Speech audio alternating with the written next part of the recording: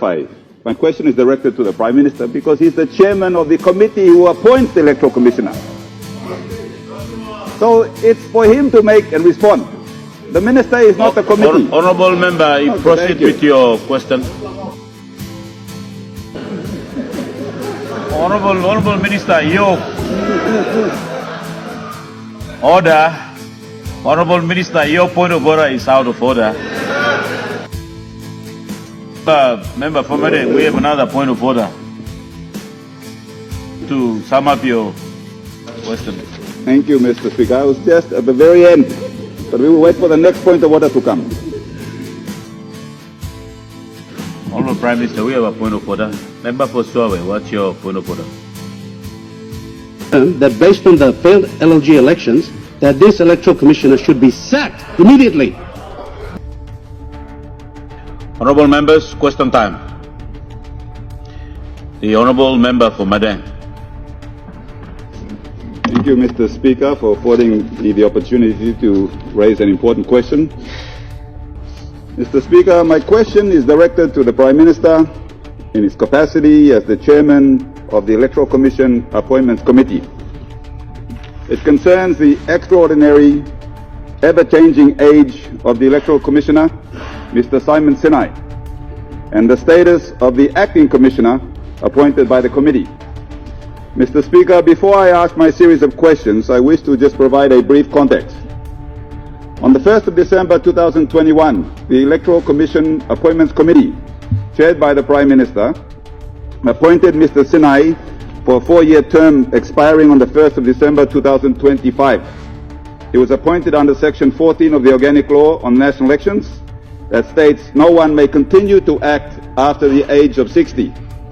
Mr. Speaker, in September 2024, the issue of the Commissioner reaching the compulsory retirement age was raised with the Secretary of Department of Personnel, Mrs. Tai Sansan.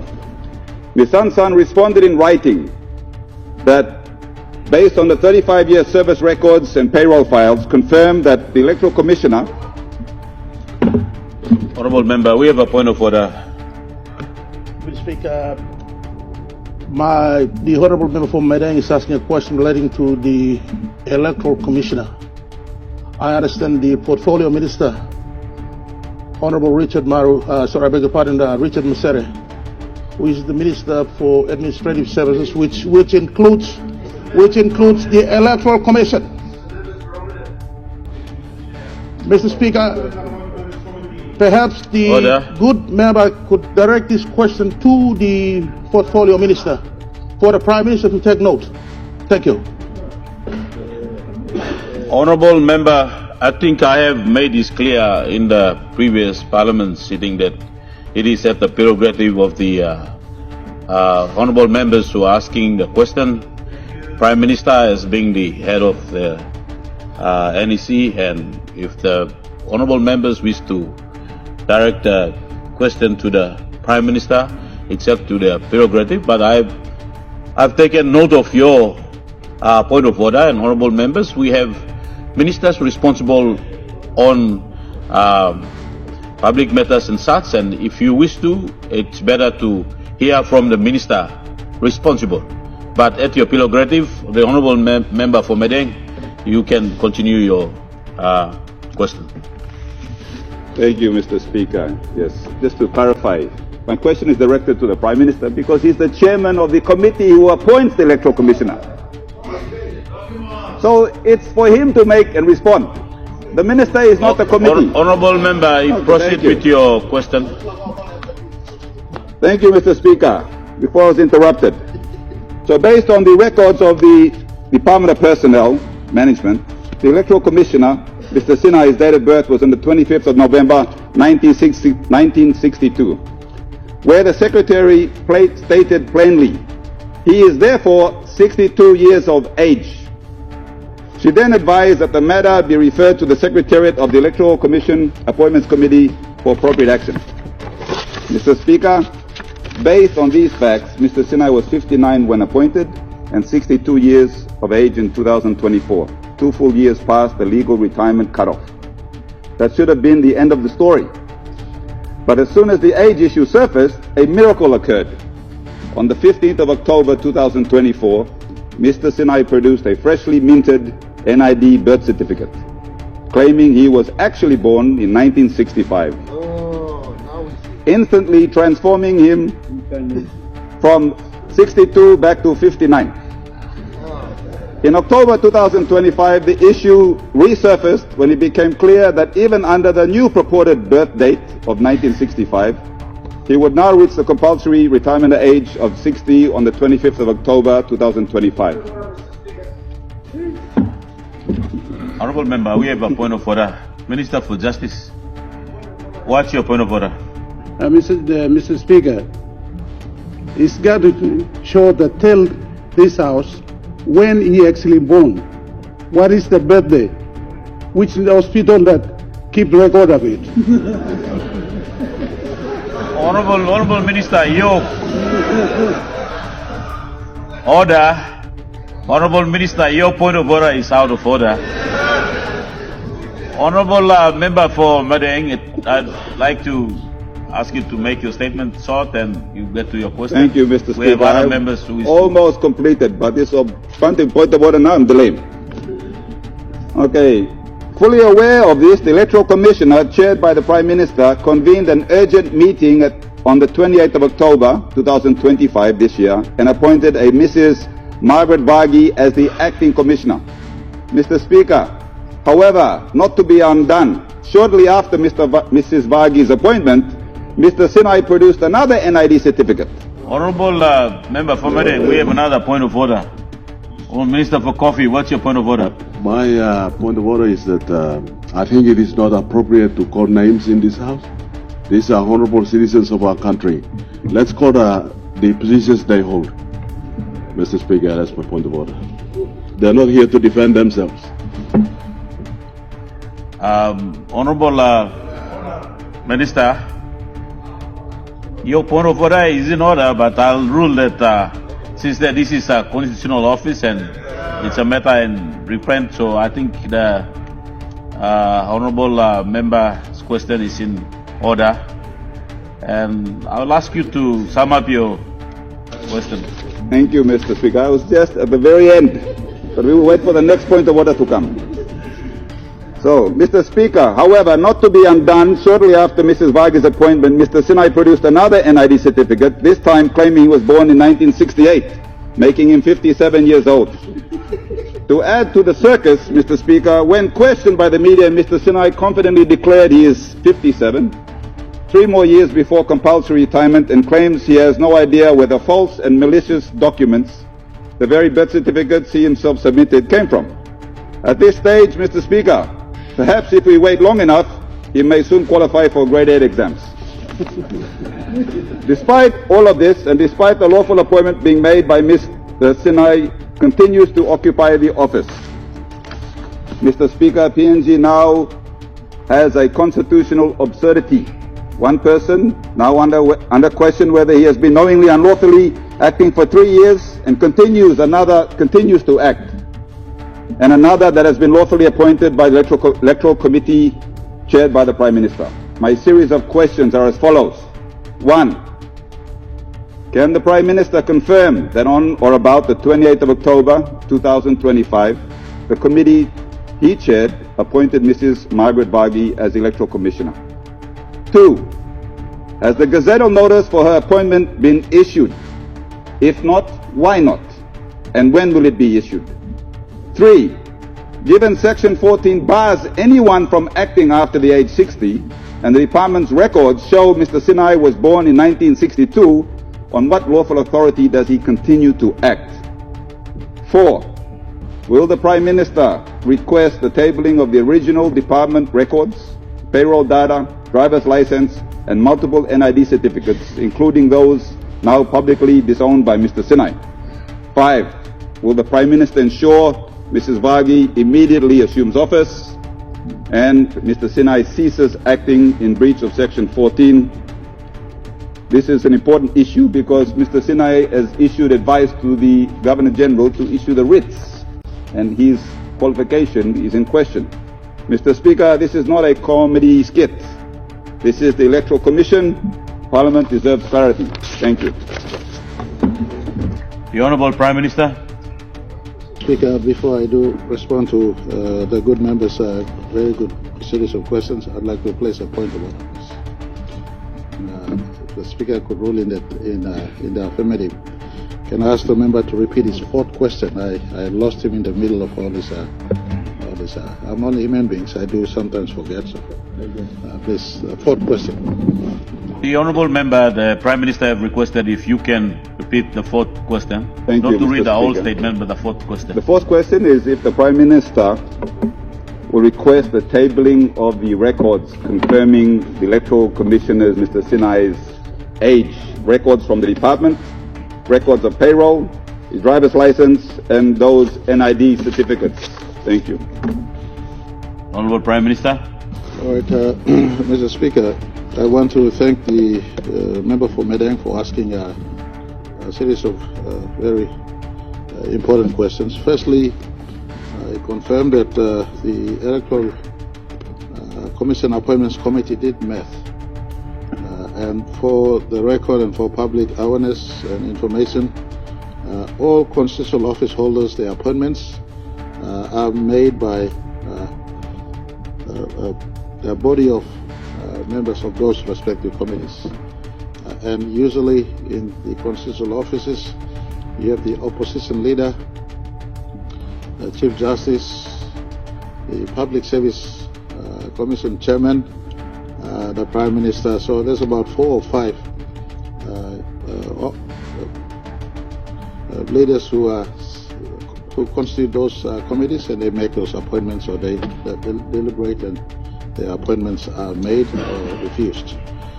In the instance of the Electoral Commission, commissioners' appointments or his work-related matters or anything to do with Electoral Commission for that matter, it is the opposition leader who is present, the Chief Justice who is present, or his nominee, and the Chairman of the Public Service Commission. And I confirm to the country through this question that we convened in late October, and the documents were processed, including the age of the commissioner then. It surfaced through the due processes that the commissioner had reached the age 60. And so through, again, the due processes, Public Service Commission, the Personal Management Department, and NEC Secretary furnished to the committee all necessary documents that was needed, affirming that the gentleman has reached 60 years of age. This is not materials that just surface for the sake of that committee.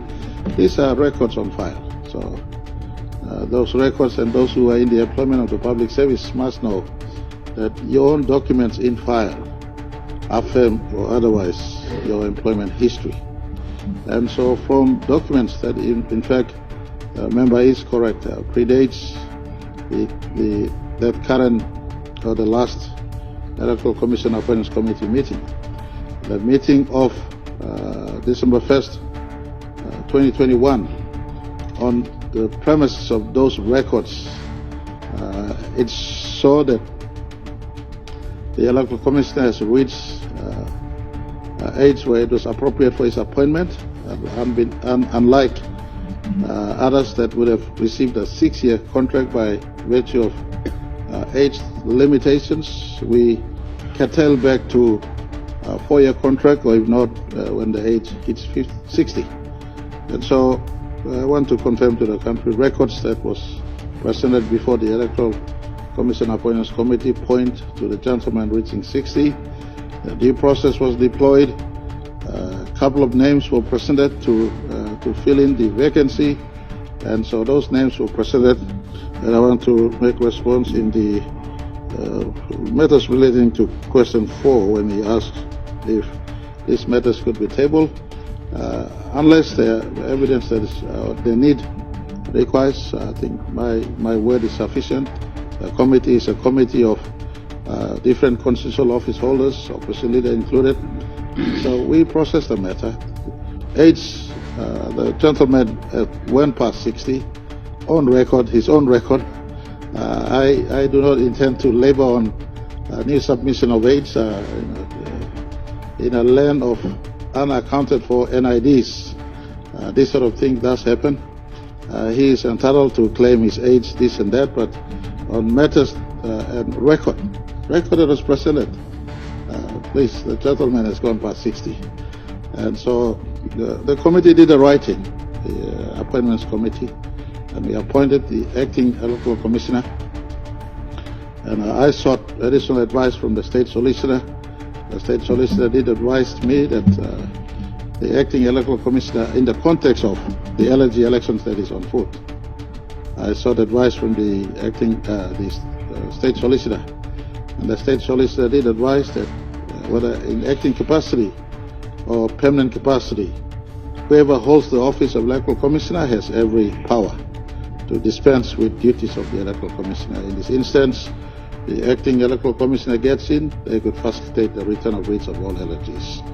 So the process is running when the process is dispensed with, hopefully at the very earliest. In fact, this morning I did shoot a text to Minister responsible. Please complete the process at the very earliest and allow certainty to the office. And I want to indicate to this House and to the country, and for many out there who feel they're qualified in this position, including the incumbent if he feels he's still underage, the process is complete. So advertise when the advertisement comes out. We'll be advertising locally as well as internationally to bring competency to that office, to make sure that all of us, as we prepare for one more year to run before 2027 elections, we have 13 more months before the writs are issued in 2027. So in this 13 months period, competency restored in that office, would in our best endeavor restore credibility, assist the electoral process in some of the monumental changes we want to do, including common role data cleansing, the system that goes towards carry the election process. So those on the other side, especially one of my favorite friends who want to be Prime Minister again, all of us could have a fair go in the 2027 election. So we'll complete the process. To all public servants out there, your records are clearly in DPM, public service, etc., etc. I just want to ask for decorum, self-respect. Our government is a government that embraces good public service who are out there feeling that they still have energy and space to contribute. We try to bring them back, work in other spaces. Honourable Prime Minister, we have a point of order. Member for Suave, what's your point of order? Deputy Speaker, the questions by the Honourable Member for Madang were very clear. He's raised serious issues about the competence of this Electoral Commissioner. And if the recent failed LLG elections were not an indictment on this government, then I don't know what is. Can the Prime Minister also confirm that based on the failed LLG elections, that this Electoral Commissioner should be sacked immediately?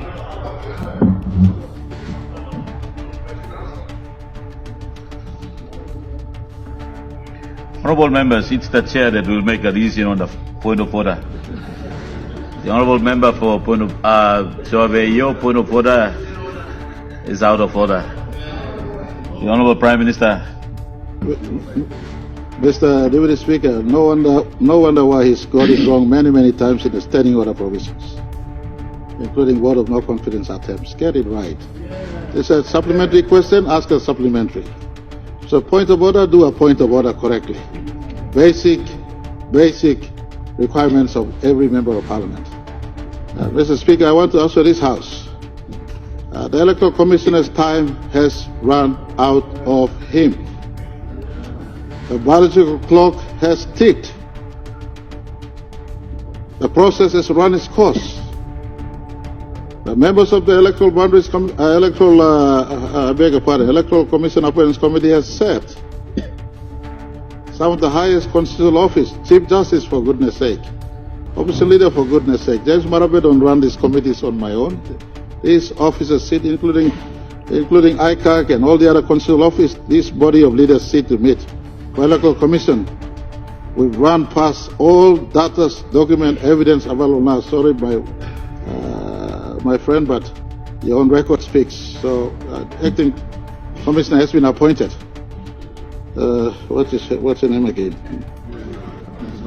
Yeah, Miss Waghi. Miss Waghi, Mrs. Waghi. I'm not too sure, but her status. But yeah, Margaret Waghi has been appointed. She is now the acting Electoral Commissioner. I've instructed Minister concerned to make sure that due process is complete, and we will get on with the job of advertising on the market. Hopefully, whoever is picked through the due process is the best one to run our election 2027. Thank you.